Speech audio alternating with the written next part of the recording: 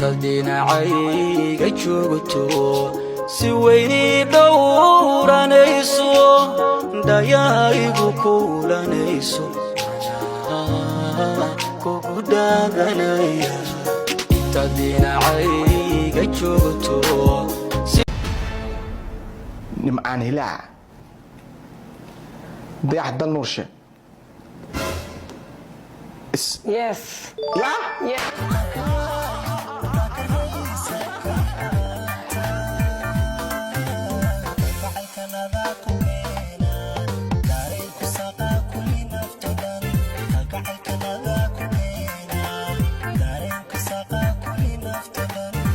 Oh my God! Wow!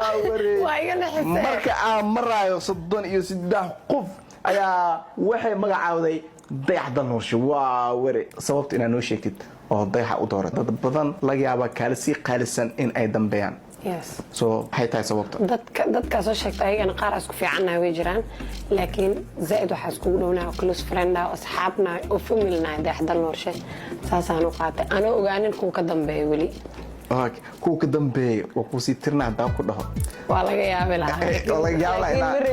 marawi inaad sii ogaado dayax hadduu soo galo meesha lagu joojiyey okay ma ku sii aqrinaysa oo kale ogaatid may waa ka soo rabo oo waa ka daaday yani shaki ma kaga jir inaad dooray may waxaas dhahay yaa soo socda intaas wadada waxaas dhahay qof qaali yaa soo socdo dayax markaa dhahday filimka uu dhamaaday dhan waaye على كل حال واكا هبي انو دنبيسay barnaamijka waxa aad iyo aad kaga mahadcelinaa daawasha muuqaalkan aad daawateen waxa inoo balana dayaxi habi isku soo baxaya dayaxi habi isku soo baxaya nahay habi la jamacad badan oo qiimo badan oo sharaf badan waa waana deegaanka laakiin waa arinta dhameynayna dayaxo arinta waa dhameynayna ولا شيء ما يمعق أحبها نسبرني وهو أقل قلبي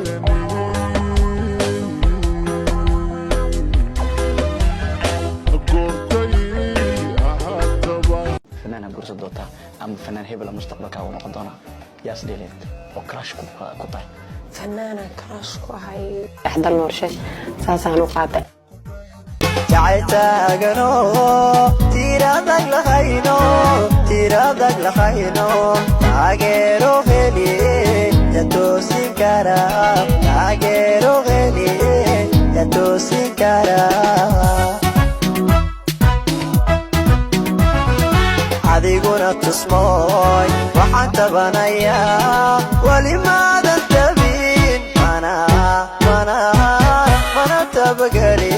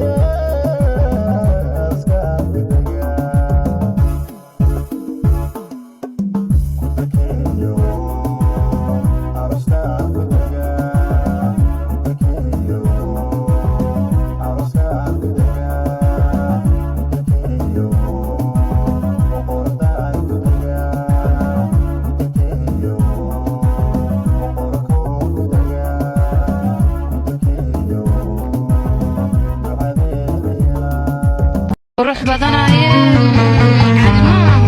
رجعتيرا أبيعيا أمرك كتير أجيبيا أحسن قلبي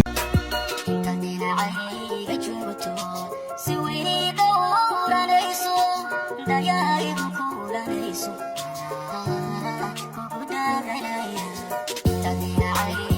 Queen hodan.